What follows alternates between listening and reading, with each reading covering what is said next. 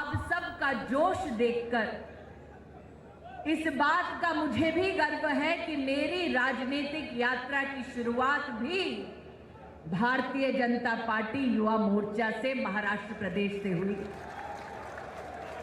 मैं अनुराग ठाकुर जी को और युवा मोर्चा की पूरी टीम को अपनी ओर से विशेष बधाई देती हूं कि उन्होंने इस राष्ट्रीय अधिवेशन के लिए वृंदावन जैसी पुण्य भूमि को चुना,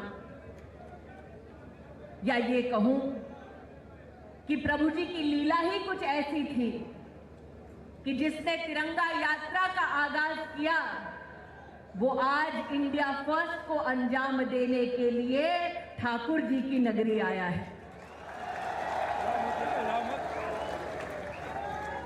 वृंदावन वो भूमि है जिसमें लालन पालन हुआ भगवान कृष्ण का।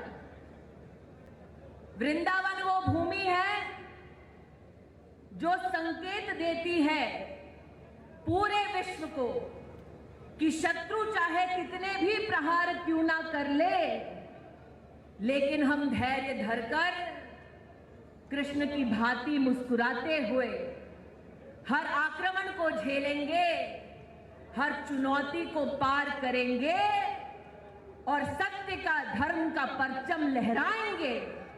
इस बात का संकेत हमें इस पुण्य भूमि से मिलता है।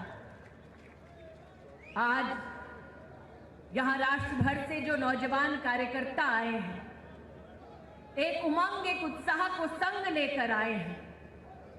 उनके उत्साह का प्रमाण हमें 2014 के लोकसभा के चुनाव में दिखा, जब बूथ बूथ जाकर उन्होंने नरेंद्र मोदी जी के नेतृत्व में राष्ट्र सरकार बनाए इसका आह्वान किया।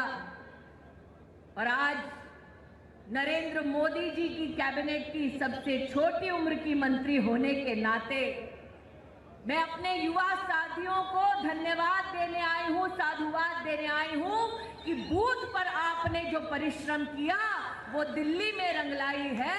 कमल का फूल आप सबके सहयोग से भी खिल पाया है। लेकिन 2014 के चुनाव के बाद संगठन की गति में और वृद्धि आई है, संगठन थमा नहीं है। आज आपका राष्ट्र भर से आना इस बात का भी संकेत है, इस बात का भी संदेश है। कुछ लोगों को ये लगा होगा शायद कि अब तो जीत हो चुकी है, अब तो नरेंद्र भाई के नेतृत्व में राष्ट्र प्रगति के पथ पर चल पड़ा है, उन्नति के शिखर पर पहुंचेगा।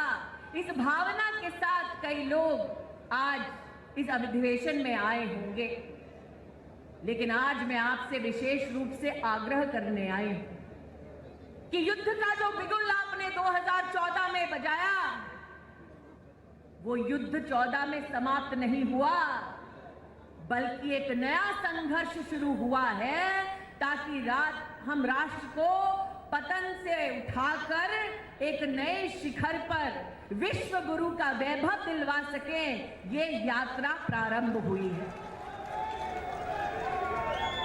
मैं जानती हूं कि आज प्रातः राष्ट्रीय अध्यक्ष जी आप सबके समक्ष आए,